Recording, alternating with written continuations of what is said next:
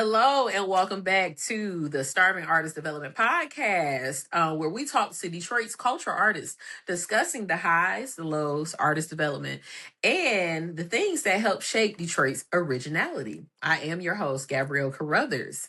Today, I am joined by a long time friend. And when I say a long time friend, I mean I have known this young lady since preschool, 30 something years of friendship. And let me just say, she's an artist, but although she's an artist, she is such a visionary. And I was telling her when I first viewed her artwork how nostalgic it made me feel. And it literally brought me back to when I was a kid. And the first thing that I could think of was Stevie Wonder's cover album. And even just looking at the backdrop of her art now, I am amazed at just the things that you can come up with, especially knowing that you are the heart of the city. You know, you are the spirit of Detroit and you embody the spirit of Detroit within your art.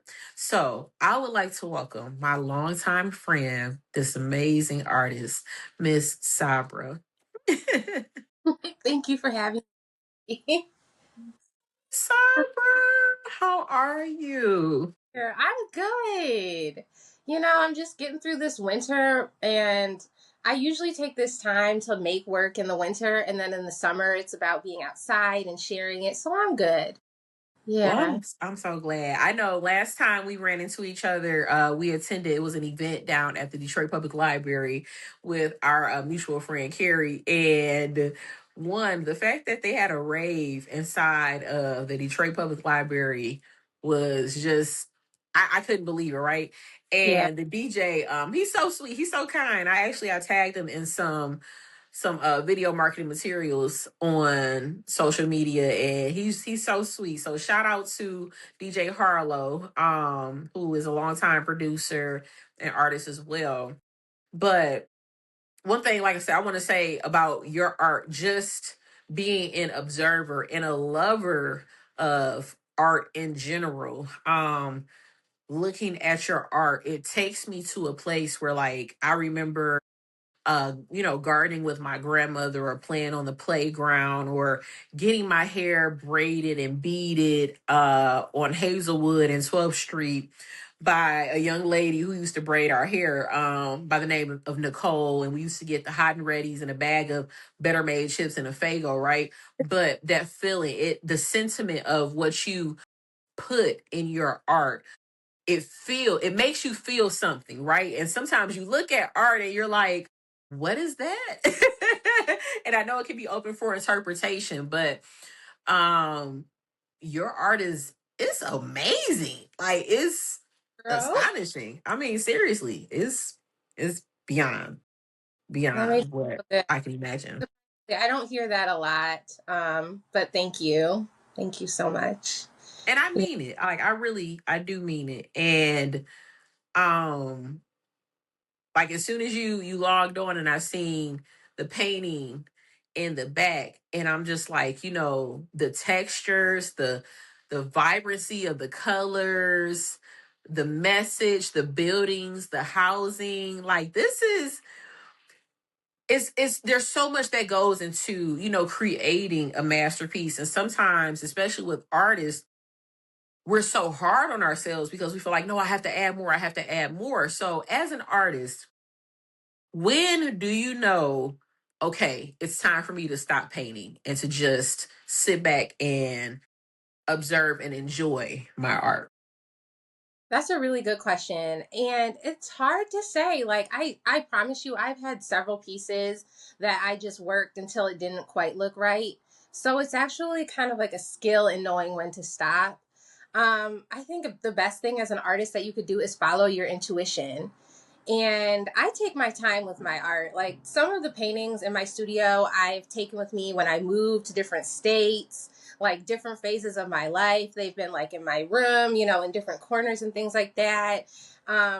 So yeah, it just really depends. Like this painting behind me, I made probably when I was 20, and I'm still working on it. Actually, there's things that I want to add. So I don't know, but usually I just sit back and I'm like, it's done. It's all there. Like when I have an idea for a painting, it'll usually come to me like fully formed, and then I can just make it and I know that it's done. Yeah. Wow. So when did you know that you wanted to become an artist? Like at what age and what inspired you to become an artist? So I had always been an artist. Like we were talking about earlier, we were dancing when we were 5 years old, on Broadway downtown with Detroit Windsor. So I was always an artist. And then in college, I took a ceramics class. And the teacher is like a well known, renowned ceramicist. And he was like, you have a little bit of a style to what you do. And that's when I really started taking it seriously. And I ended up graduating with my bachelor's degree in psychology. And then I was like, you know what? I want to try to be a full time artist. And that was probably in 2011. And then I had a neighbor that knew Tyree Guyton. And she's like, well, if you really want to try to be an artist, I'm going to hook you up with him and you can go intern. And that's what I did. And I've just been hitting the gas since. It really inspired me working with Tyree. I mean, he dedicated his entire life to being an artist, like fearlessly, and he's still doing it to this day. He shows up to Wow. his art and he talks to people like any regular person, and that's what I want my life to be like. You know. So with your art, do you feel like sometimes your art is an imitation of your life, so to speak, or things that have inspired you throughout your walk of life? Definitely inspired me. I get inspired like in Detroit, we have so many colorful festivals like movement or just anything. And so I'll go out and I'll look at all the colorful people, especially in Detroit, doing whatever they want to do. And it just inspires me to put all these colorful things and show what life really looks like in person and like the experience of it from like breathing air into like when your eye picks up different colors in the sky that like a phone or a picture won't really pick up on, like the experience Mm, of seeing life in living color. So I want, yes. yeah, that other people can see themselves and from their life's perspective too. I'm so glad that you said that, to look at art and to be able to see yourself within that art. My sister, Jennifer, shout out to my sister. Uh Jennifer, she collected a lot of black art when I was growing up, but my mom kind of, collected black art, and then I noticed that I began to have an appreciation and a fascination for black art, right? Now, it started early when my mom used to work at the Fisher Theater, and there was this store across the way. I forgot the name of it, but it's no longer there. And they used to sell like all kinds of art and statues and stuff. And the one painting and statue and calendar, the Blue Monday statue and calendar set, as well as a painting, was pretty much the first time that I could see a black woman struggle, on canvas, and it made sense. But the way that this artist used blue hues to emphasize this black woman's tiredness, right? But there were no facial features, but you could still feel, even with the hues and her a silk gown with the strap kind of, falling off the shoulder, and her hunching over the bed and pretty much just looking like, what am I doing? It's another Monday. I got to get up. I got to make this money. I got to pay these bills. I got to feed these children, right? But even as a kid, I felt that. Yeah. And I know you say that you want people to feel something, right? Or to see themselves in your art. And again, even just looking at the beautiful colors and structures and textures and building choices, and even just word play and design play and fabric play, right? Something that you do with your art, you texturize your art, right? So for me, I feel like that makes you stand out as an artist, but also I can still see myself within your art. And I know there's a show, one of my favorite shows, and it's called Survival of the Fittest. And there is no, not Survival of the Fittest. Is it Survival of the Fittest? It is Survival of the Fittest, and it's featuring this amazing comedian. She actually wrote the book. No, Survival of the Thickest. That's what it is. She wrote this book, and she essentially adapted her book into a Netflix series. On the Netflix series, she has a best friend, this male who is an artist, and he finally gets his break. He signs with an agency after being an independent artist for a very long time, and he's finally selling his artwork. Goals. But there's this compromisation as a Black artist in white spaces that he starts to recognize and struggle with after his mother brought it to his attention. And when you sell your art and you know that you're telling the Black story within your art, right? Is there a struggle sometimes where you like, should I go all in and tell the story, or should I hold back just a little bit so that way, I can still push the painting or push most of the message out without scaring, buyers and stuff? What is your experience with that? Honestly, I feel like things have gotten better. Like, there's a lot of Detroit artists that have kind of paved the way, and like bigger than Detroit. Like, I think that Black art now is actually at the top of collectors' lists.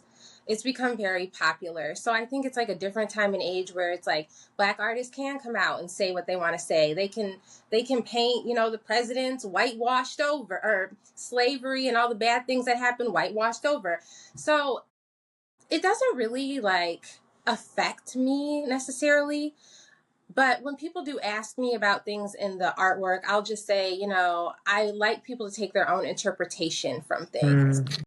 Even though, like, in one of my paintings, I was completely inspired to change one of the main characters because somebody said something really racist to me. They said that when people wear jeans and t-shirts, Black people, that's a sign of being in a gang. So I made the star of the painting this gang member, even though he's just a kid in the neighborhood that's like the hero of the neighborhood, and I called it Superman Ice Cream. So it's my way of like pushing back towards all the negativity, all the racism, all the hate, and the division that we have against each other. And I'm about unity because I was raised in such a diverse community, like being from Detroit. I went to Friends School that was Quaker, and their main principle is nonviolence. And having a Caucasian stepdad and seeing how races can come together and have families. I just believe that it's possible to have one love and a better society if people can just kind of throw away some of that programming. So Yeah, and I know, especially like I said, with us growing up together and just being in those spaces, our spaces were very diverse. Like we hung out with everybody, right? So our parents introduced us to different people at a very early age. And because of that, we were exposed to a lot of different things at a very early age that made it more acceptable, but also comfortable for us to break bread with each other or to like commingle with each other. And there was never so much of an issue with like Black and white or Latino or Mexican, right? When we were growing up. But then you have these moments where you are in these diverse spaces, right? And you're reminded that you're still Black, even though you're like, hey, listen, I'm cool with everybody. I don't have no problem with, anybody, but there's still like this struggle where you have to remember, wow, there are still certain things that I can or cannot do, or maybe I can't speak on this because it might, A, B, or C, or maybe I need to speak on this in order to shed light on certain things, right? But then it becomes a problem sometimes when you're like, I don't want to be the spokesperson. yeah, Right? I don't always want to be the voice of our people and talk about our struggles. Our exactly. struggles are there, they exist, and we're reminded of them every day. But we don't highlight the triumphs, we don't highlight the resilience, we don't Exactly. highlight the adversity that we overcome a lot, because oftentimes we are still reminded who we are and where we came from, right? Yeah. Now, art can be very political, right? Without it intentionally being political. Even when I realized as a dance educator, I'm like, wow, dance is low key kind of political too, right? Hmm. Did you ever feel like your art was commingling with politics at one point? And that's part of the pressure of being an artist that honestly I didn't really expect when I started. I thought it was going to be just making art and having people enjoy it. I didn't expect some of the politics. For me as an artist, I think some of that comes from when I try to go in spaces that are developed for artists. It's a push to get in. It's a push to have access. It's hard to get doors to open. And I think that's the institutional, honestly, racism that, is in this country and everywhere else. That's been the hardest part, is finding white walls to show the art.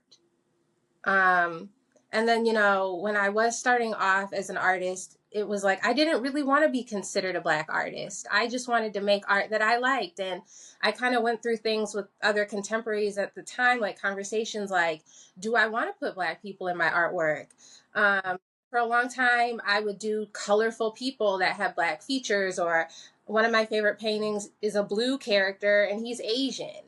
But ultimately, Black people are everywhere, white people are everywhere. So I've made paintings that try to reflect like there's Black and white people hanging out together, and or doing paintings of just white people. I see, I don't want to like offend anybody or anything, but I see people doing a lot of Black art and doing a lot of Black portraits because it's very profitable and people are going to buy it now. And I'm like, let me push against that. And what if I do portraits of white people? Mm. Yeah. Mm.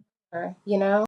That's a very interesting point, and I'm glad that you brought that up about Black art being profitable now, because there was a time where Black art wasn't profitable, right? Or it wasn't sellable, it wasn't marketable, and as stated earlier, hard to find places where you can hang up your Black art on white walls, right? But now, and this is very interesting. One of my friends, Shifi, that I went to DSA with, his Shout out to art, yep, school. is everywhere around the city. And And I was, oh yeah, amazing. yeah. I was doing a route for Amazon Flex, and I was in Grosse Pointe, and I dropped off a package, and I happened to see in the window Tashif's art hanging up with a light over it, and it was in a predominantly Caucasian house. And Yeah. I was so happy for him. Like I was almost moved to tears, because I'm like, I remember when we were in high school. I remember when he was just trying to figure out who he was as an artist and he was just playing around with stuff. I remember him second guessing his art, and now his art is profitable, and he stayed true to himself. But I know that there were struggles in the beginning when we were younger, right? But the fact that now Black art is acceptable and is Mm-hmm. profitable, we want, yeah, and Think it's been a about long time. art in the headlines, like famous portraits. Can you think of any white artists that are leading the way that are in the news, or I can't think of any really besides maybe Banksy. Yeah, yeah. All the others are Black artists, so it's a different time. And I don't know if it's the struggle that makes our art stand out and so good. I'm not sure, but Well, I it's a nice. know. Yeah, I know it's therapeutic for sure. For a lot of people, and like my husband, he there's a picture behind me. My husband, he did that at I think Painting with a Twist, and he's an artist too, but he just he does it whenever he has time, and he just hasn't been doing it for a while. Yeah. But the fact of the matter is that we have now entered a time where it's beautiful to see more Black art, right? Because now we want to buy Black art. Everybody wants to buy Black art. But we also want to make sure that these Black artists are being compensated and that they're being compensated what they're worth, right? And that we're not taking somebody's art, taking a picture of it, and then repurposing or trying to resell their art instead of pushing the original art, right? Because one, we all know that original art is a collector's item, right? It's an asset. And it makes me sad sometimes when I do see artists that their art is repurposed and then it's resold. And there's one piece of artwork that I saw at Target, and it was a picture of an older man and his grandson sitting at the dining room table praying. And I said, I remember when I first saw that picture and where I was at. And to see this being repurposed, and it was probably because the artist's family didn't own the estate or the copyrights to this art. And it upset me. Like, it rocked me because I'm like, this picture is not only monumental in Black history, but it symbolizes something for our people. There was a true struggle with this older man and his grandson sitting at this dining room table enjoying a small supper, probably a supper that they had to scrape, or scrap up just to make ends meet.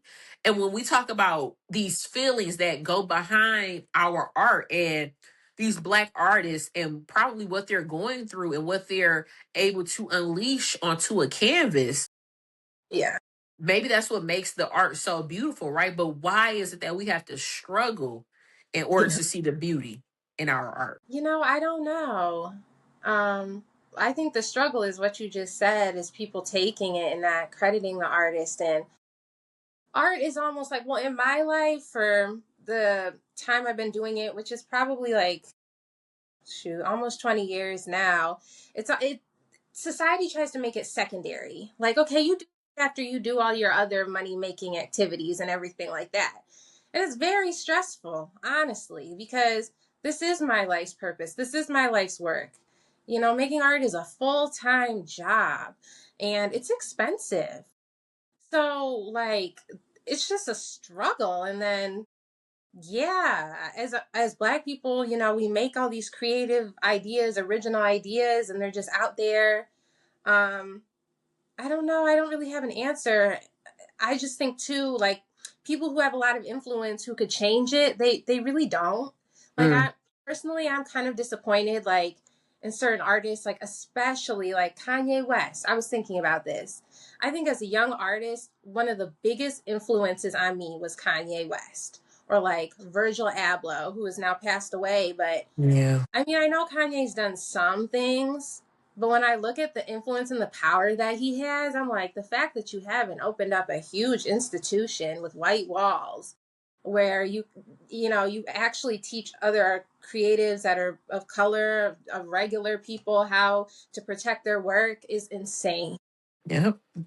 I'm glad And you said that. that we lost that resource and other resources like him. But as they say, Holly weird, right? We don't really know about these people, but um I just think if like people who reach success, or like elders in our community, could hold our hand a little bit more, it could change history. It could, but I was talking to a friend, and I hate to say it, but we might be living in a time where like having the next Picasso might not be a reality. Mm, Just with like the internet and things like that. Like, for me, I take a lot of time away from social media, and I've had to really pull back from putting my work on there, because it was just taking something that I poured my whole soul into, all my resources and all my money, and just giving it out. And not that I don't want to give my art for the world to see for free, but I'm like, I have to survive. I have to be yeah. able to profit off my art in some way, Yeah. to keep going. So, I understand. I mean, if anybody, the group that needs the most funding and resources, especially for independent muralists, are, you know artists. And just based off of like my research and stuff and some of the organizations and how they're doing their best to give, artists a space where they can, work on their art and also allocate the resources that they need as well as the supplies, because we all know art supplies are not cheap. No. They are not cheap. But having those resources specifically for adults, right? Because we have them for kids. Like we design these youth programs and everything, but we don't have these like artist development programs specifically designed for artists that are in their Careers. craft. Yeah, Right. And even being in your career, you still need some type of help.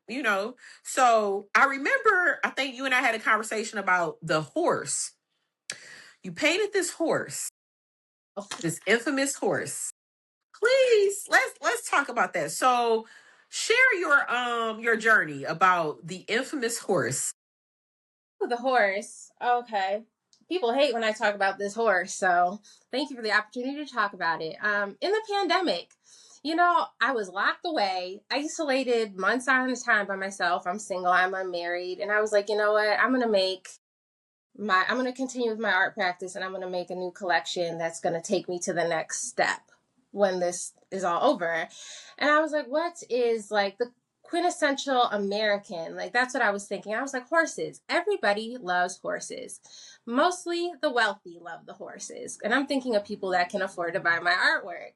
And also, of course, that's traveling the world, because there's nothing I want to do right now than travel the world. It's like a traveling gnome. Yeah, so I did a whole series of horses, and I made a video about it and talked about my story. Around the same time, I was doing cars, and I did cars through like a hole in the canvas, like a portal. Okay. And then like maybe a year later, do I want to say it? Listen, Do we it go is there? it's up Do to we? you. It's up to you. Well, one of the biggest stars in the world, had a whole concert series. Well, I'll just say it. Beyonce done took it. Someone Oh, damn. done took it.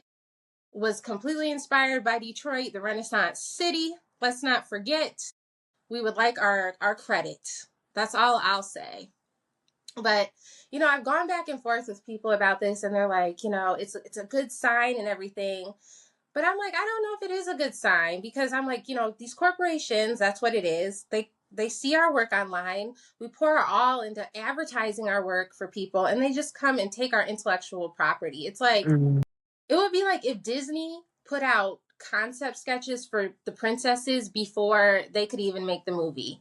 And as an independent artist, I don't have the budget to like move that fast. You know what I Mm-hmm. So it's just something to think about. I think it's harmful to us artists. Like I could have followed up and rushed and released print on demand merch to try to benefit from that, but it is what it is, and I'm not going to give up now. Like I thought about stopping to do my horses, and I'm like, no, I'm going to finish my horse series, and I'm going to make it what it is. But what do you think about that? Because Listen, your the way work, that you just put two and two together, I had to think about it. I was like, oh damn, I said she is onto something. Okay, that makes sense.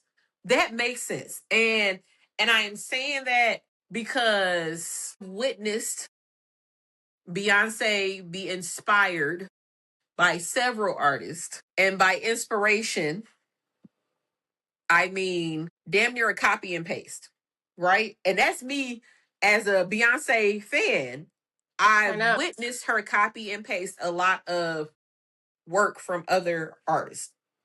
Yeah, I know she paid tribute to Bob Fosse in her Give Me Body video.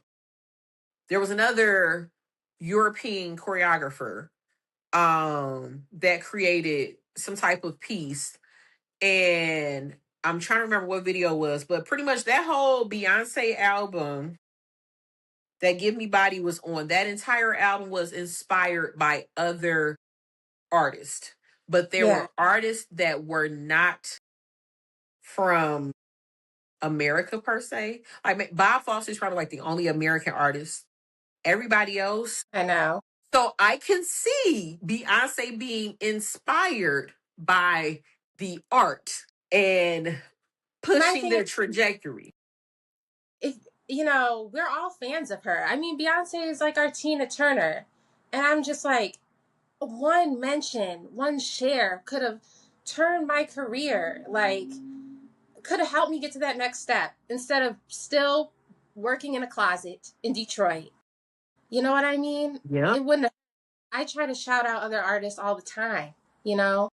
So it's one of those things, not only her, but Tina Knowles, her mom took my whole, I did the Cars series and promoted it, all the pieces and frames. Here, I'll show you my latest paint. Oh my God. I didn't know I would, this is what my friends say. We know you're not inspired to paint right now because you didn't know you were working for free for somebody else. And that's the truth. I did not know. I'll show you the course that I'm working on now. Girl. Yeah. And so now when I go to these festivals and other Black people come up to me, I'm the Beyonce inspired fine artist. Because that's the horse. That's the horse. That's the horse. The Sir Davis horse was the first horse. Oh my God. Got multiple horses. Yeah, my friend has acquired the blue horse. But I have more horses. There's one in the corner I want to show you, but I'm not going to get up. Was the Yeah. blue horse first? That was Yes. first. The blue iridescent horse. The blue iridescent horse. But you know what? What I learned and what other artists need to learn is I had to slow down. I Yeah. had to slow down. Now when I do art, I got to think about it and I got to copyright my work before I put it out. I understand. So, the thing. So that was a sample. We're going to keep doing what we're going to do. We're not going to let it stop us. Yeah. And we just move forward. And you keep going. But also too, being a creative and this is what a lot of people don't understand either. Like these corporations, you want creatives to pump out this creativity, but we also have to feel inspired enough to want to paint. And it's unfortunate, that you create something that's so monumental that can really change the world, and then somebody's quote unquote inspired by that and kind of capitalizes, off of that without giving credit where credit is due. And again, you're not the first person because this keeps happening. It's a thing. And it's upsetting because we use these platforms, people that do have these larger platforms to promote certain things, but this is also like, this is your bread and butter. This It's is your my bread bread. and butter. And just going through the process of protecting your intellectual property, right? And making sure that you find a lawyer that's not trying to just take money from you, right? And that your property is legit protected. But And also, it is Mhm. expensive. It's more pressure on us as independent artists. And unfortunately, everybody suffers now. People are like, where's your art? I don't see you online anymore. It broke me. I went through it for about a year about this. And it wasn't even one thing. It's been consistent things from that brand. And it hurts, But what can you do besides be like, well, my stuff is great? Like, yeah, getting a lawyer. I've talked to several lawyers. Girl, I'm like, I might as well just keep painting and And trying keep to make a, going. yeah.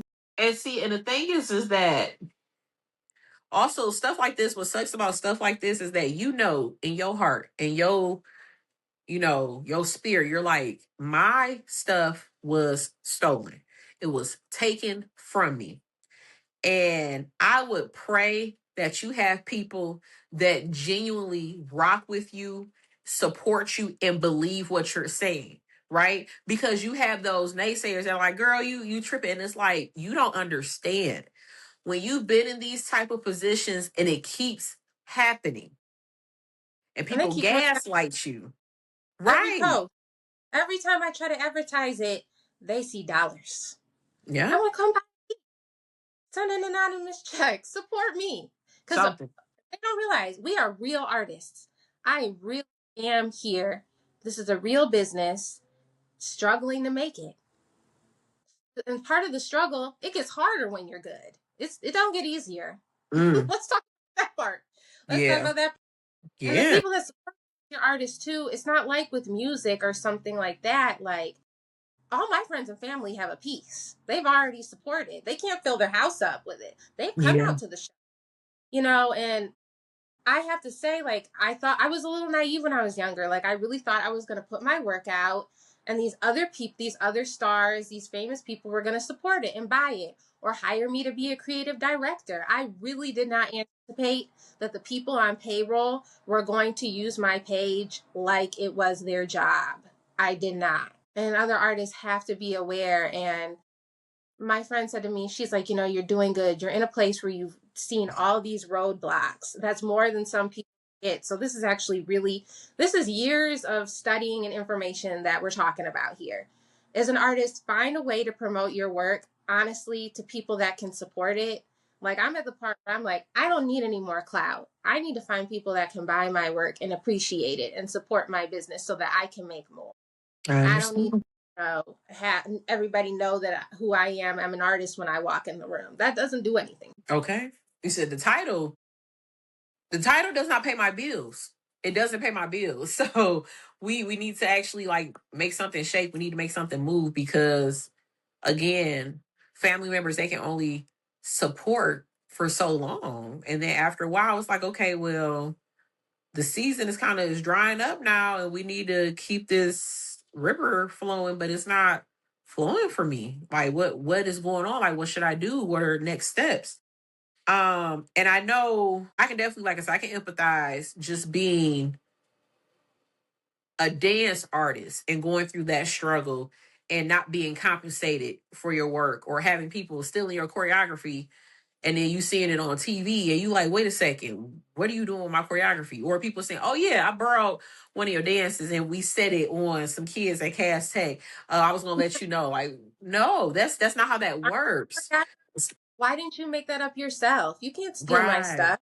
Because like you said, it's when you start getting good, that's when it starts getting harder.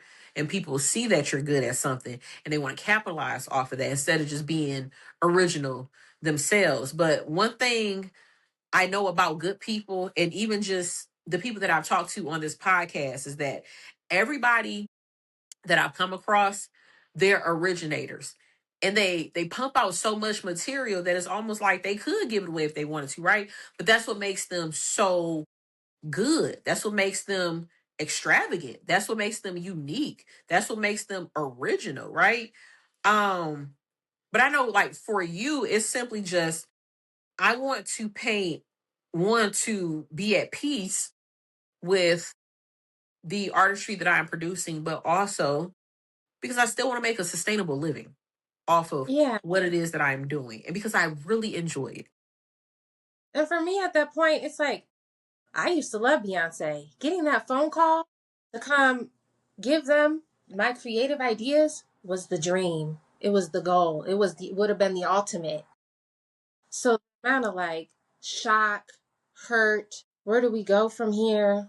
It was crazy. So Yeah. But how are you healing from this entire process? Like what is your wellness journey look like now? yeah. While working out, artists have to work out. We got to be active, especially painters. Like, I sit for what I do. I'm not a street artist. I paint the ideas and the things I see in my head on a canvas here. So that helped. I was doing like rigorous working out every day. I've kind of slowed down, but just continuing and not quitting. I wanted to quit. I was living in DC and it was just hard. So I moved back home. And it's like, I feel like I went backwards. And then I'm like, am I going to keep painting? The way the economy is, like, I just don't want to do this anymore. I did it. And then I'm like, I'm too good. I cannot give up. And you just got to keep going. And, I found ways around it. I found a gallery where I can show my work here in person. And I'm going to use the most out of that opportunity. I'm going to drop artwork through them so people have to come in person. If they want to see it, they'll fly in to see it and steal it. Well, hey, then that's what it is. You just got to find solutions. to work Well, around it.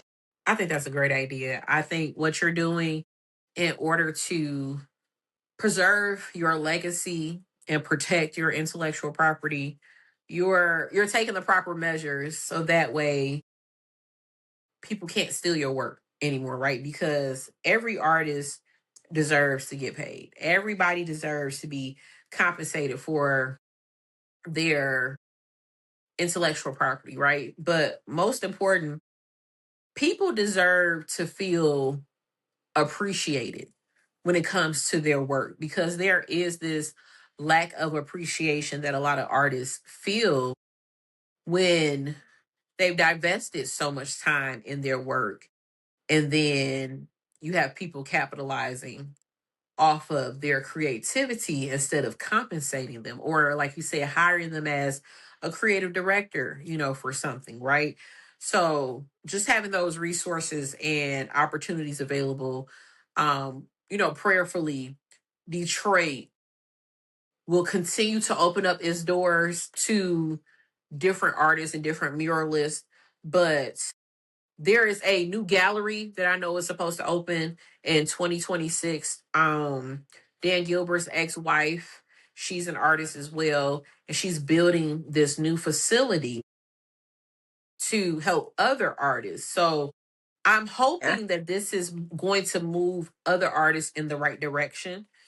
Um, I pray that Yeah. not only will this help other artists move in the right direction, but with the amount of connection she has, she will be able to pour back into the artist community by offering those resources to other artists so that way other artists can, secure their bag too, because everybody deserves to get paid at the end of the day. And then if that's not the case, then that's when we have to build our own ecosystem, right? That's when we have to team up and say, okay, what can we do in order to support each other? How can we put our dollars back into supporting our artists here in the city? So Yeah. that's definitely something to consider and to meditate on. And, I'm so grateful of the amount of people that I've met over the years, and I'm like, I know there's somebody out there that has some money somewhere to help commission, these Yeah. artists, because Mhm. somebody needs some art somewhere. you know, and black art, it sells. It sells. And because people know the wealth of longevity black art can bring to a house or to an estate. And that's what a lot of people tend to sleep on, is that black art is the bag. It's the bag. So, but I want to thank you for sitting with me and for taking this time out. So, my last question to you is, if you can impart any wisdom on any young artist, what would you tell them? Go for it. It's going to be a wild ride, but being an artist has changed my life in so many ways, like just opening doors. And, you know, as an artist, like especially a painter, like I say, I don't post online and everything like that, but living in this day and age and having these resources, like, is so crazy. Like, I went to our friend Carrie's wedding in Paris, and this happens all the time. I'll be walking down the street and random people will look at me and start talking about art. Like, they've seen my stuff online. They may not follow or like it, but multiple people have told me, I've seen your stuff, like randomly. So just do what you want to do in this life. Pursue it. It'll work out. It'll work out. Thank you Yeah. so much, Sabra. And where can we find you on social media? You can find me on Instagram. It's by Sabra. And on my website at www.artbysabra.com. And if you're in Detroit, come to Lawrence Street Gallery. It's in Ferndale. Yeah, on Woodward. That's Yeah, I'm not too gonna far host from me. a party there, so I'll keep everyone. Yeah.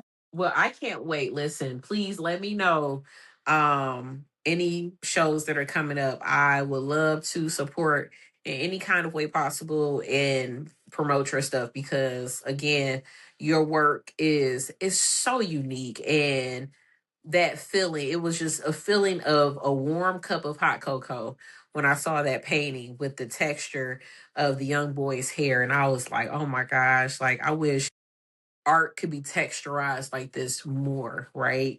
It really brings you into the art. It's almost like you feel like you're going to vanish into the art itself, kind of like, when the TV, I forgot whatever that movie is, but like when you put your hand in the TV and you kind of just like vanish in the TV. But that's almost how I felt. I felt like I was getting ready to pretty much walk into the art when I saw how texturized and how vibrant your art was. So I thank you for even just sharing your love for art and your creativity with us and just being vulnerable enough to even put your work out there in spite of everything that has happened.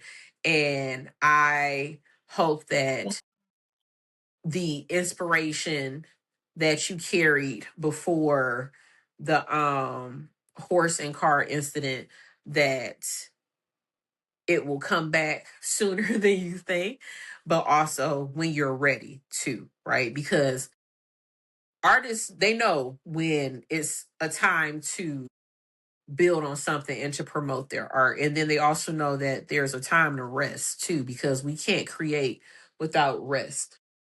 Not It at doesn't all. work. It doesn't work. But Not at thank all. you. Yeah, Thank thank you you, so Gabby. much. And I'm so happy that this is the change. What you're doing, giving people a platform to talk about their art and to be real about it, to talk about real things. Okay, this is I appreciate amazing, it. I and I appreciate it. And can't thank you for your donation. Thank you. Thank afford. you I so much. Thank you. Yes, because honestly, your donation, it helps preserve these kind of conversations and stories. This is definitely a labor of love. And it's interesting because I went back to my old jobs today to visit with my old coworkers and my old students, and they were so happy to see me, and they were like, are you coming back to teach? And I'm like, no, I'm not. And it's because I'm enjoying what I'm doing. And it's not that I didn't enjoy teaching them. It's just being an educator, you give a part of yourself every day.